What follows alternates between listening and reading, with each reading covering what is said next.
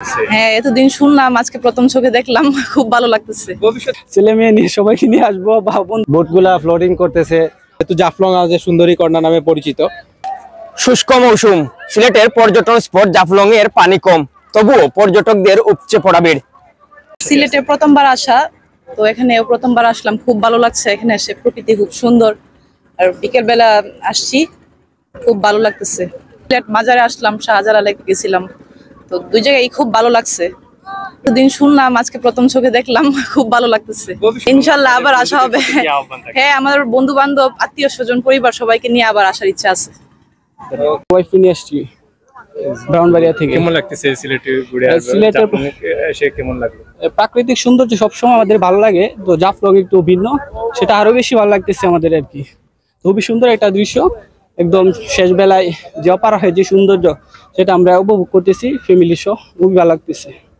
আমি এখানে নিয়ে 4 বার আসছি, ভবিষ্যতে ইনশাল্লাহ ছেলে মেয়ে নিয়ে সবাইকে নিয়ে আসবো, বা বন্ধু বান্ধব আছে সবাইকে নিয়ে আসার চেষ্টা করবো আর কি। ইনশাল্লাহ সুন্দর একটা জায়গা আবার আসবো, আর এই সৌন্দর্য যাতে টিকে থাকে যুগ যুগ ধরে, সেই জন্য আমরা সিলেট জেলা প্রশাসন আছে বা গোয়াইনঘাট উপজেলা নির্বাহী অফিসার সবাইকে অনুরোধ করবো যাতে এটা এই সৌন্দর্য যাতে টিকে থাকে, সেজন্য সে ব্যবস্থা নেওয়ার জন্য আর কি। খুবই সুন্দর একটা আবহাওয়া বর্তমানে আছে। আজকে ফ্যামিলি নিয়ে আসছি, আর আমার বন্ধুর পরিবারকে নিয়ে আসছি জাফলং এ। অনেকটা ভালো লাগছে, শুক্রবারই দিন আলহামদুলিল্লাহ।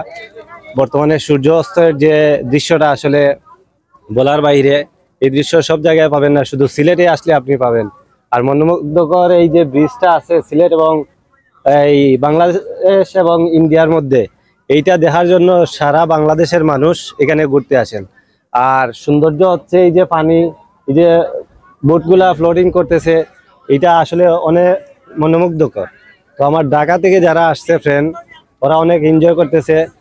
আমি আমার বন্ধুর কাছ থেকে জানতে পারছি যে উনি বলতেছেন যে বর্তমানে সিলেট এমন একটা জায়গা পরিণত হয়েছে, কক্সবাজার এর পরেই এখন বর্তমানে সিলেট আছে। প্রাকৃতিক একটা সৌন্দর্য উপভোগ করতে হলে আসলে এই টাইমে আমরা আসলে ফ্রেন্ডরা মিলে প্রায় সময় চেষ্টা করি আর কি এইসব জায়গাগুলোয় আসতে।